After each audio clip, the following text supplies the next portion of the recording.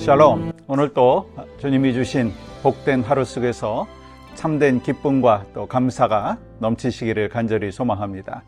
오늘은 찬송가 먼저 올려드리고 또 말씀 속에서 역사하시는 하나님을 경험하기를 원합니다. 찬송가 430장 주와 같이 길 가는 것 함께 찬양합니다.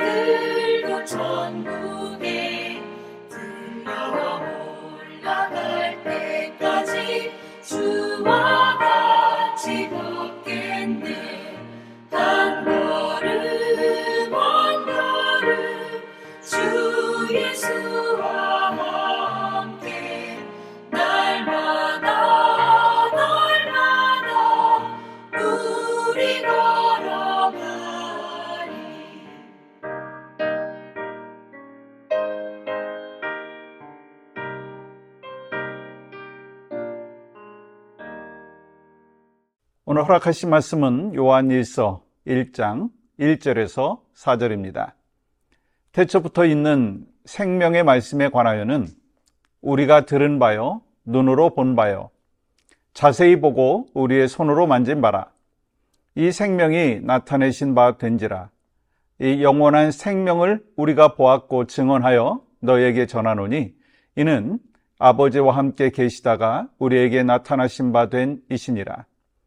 우리가 보고 들은 바를 너희에게도 전함은 너희로 우리와 사귐이 있게 하려 함이니 우리의 사귐은 아버지와 그의 아들 예수 그리스도와 더불어 누림이라. 우리가 이것을 쓰면 우리의 기쁨이 충만하게 하려 함이라. 아멘. 오늘 또 주님이 주신 복된 하루이지 않습니까? 여러분과 저의 삶 가운데 참된 평안이 있기를 간절히 소망합니다. 요즘 사람들이 관계를 참 많이 말을 하죠. 좋은 인간관계, 좋은 소통, 좋은 만남을 중요하게 생각합니다. 교회 안에서도 교제합시다 이런 말을 자주 하죠. 그런데 우리가 한 가지 조심해야 될 것이 있습니다. 교제가요, 단순히 같이 밥 먹고 같이 웃고 이야기하고 취미를 나누는 것에서만 머물러서는 안 된다라고 하는 사실입니다. 물론 그런 시간도 소중하다고 저는 생각합니다. 그러나 이 성경이 말씀하고 있는 교제라고 하는 것은 그보다 훨씬 더 깊다라고 하는 거예요. 이 성경에서 말하는 교제는 헬라어로 뭐라고 하죠? 코이노니아.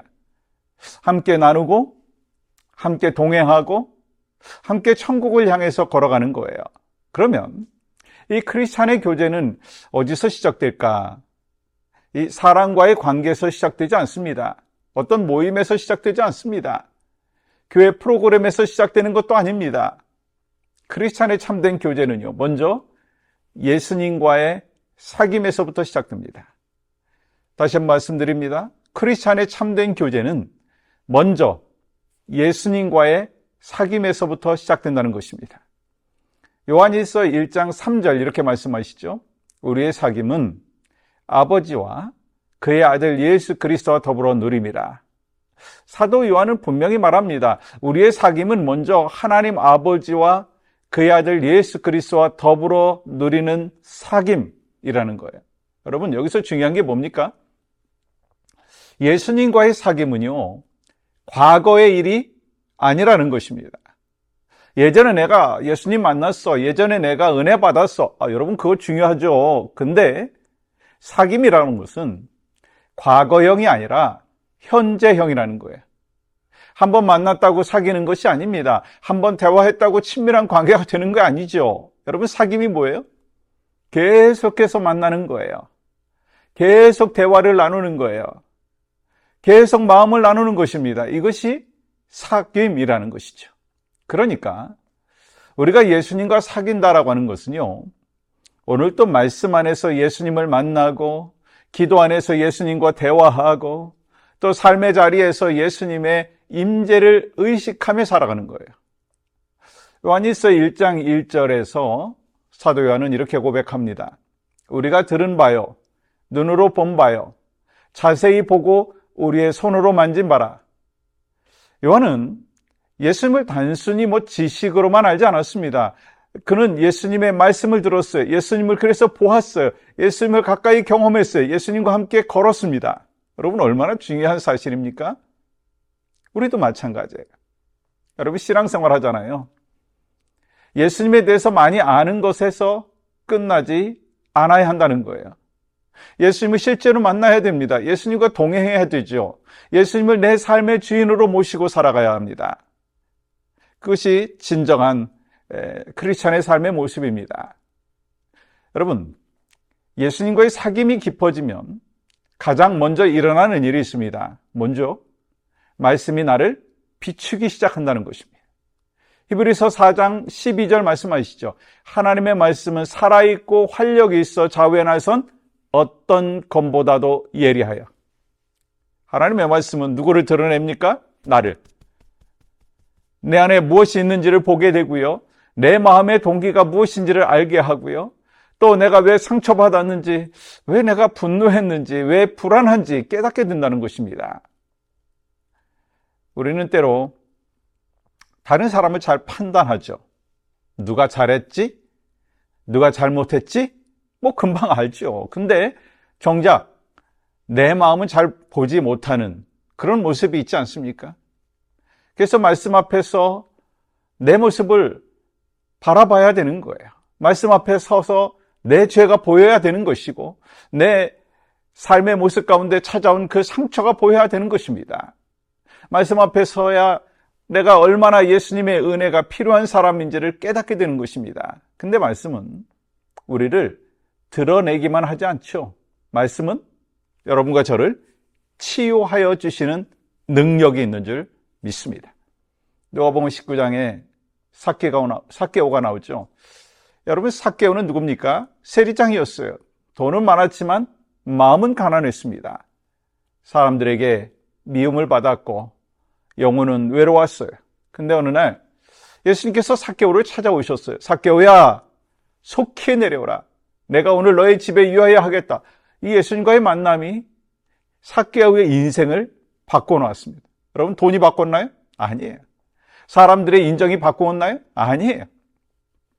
예수님과의 사귐이 그의 마음을 치유했고 그의 가정을 변화시켰고 그의 삶의 방향을 바꾸었습니다. 사랑하는 여러분, 우리에게도 이 은혜가 필요하다는 거예요.